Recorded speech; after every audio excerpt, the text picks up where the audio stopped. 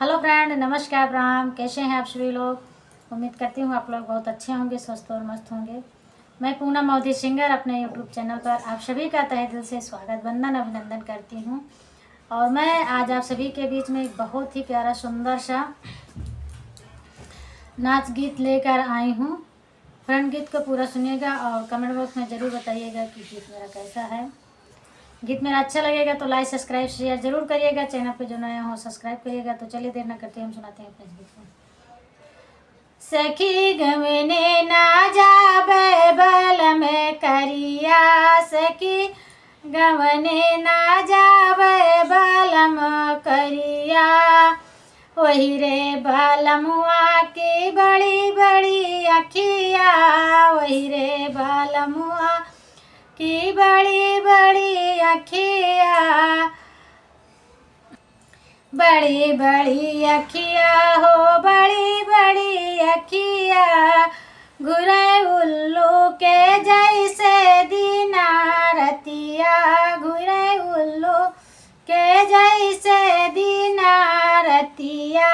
सखी गवने ना जैबै बालम करिया, सखी गवने ना जैबै बालम करिया।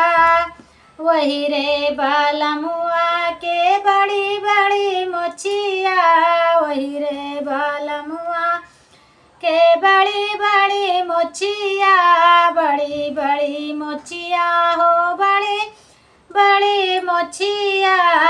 अरे वही में अटके हमार नथिया, अरे वही में अटके हमार नथिया। सखी गवने ना जाबै बालम करिया, सखी गवने ना जैबै बालम करिया। वही रे बालमुआ के काली काली दहिया, वही रे बालमुआ के काली काली दहिया, काली काली दहिया हो, काली काली दहिया।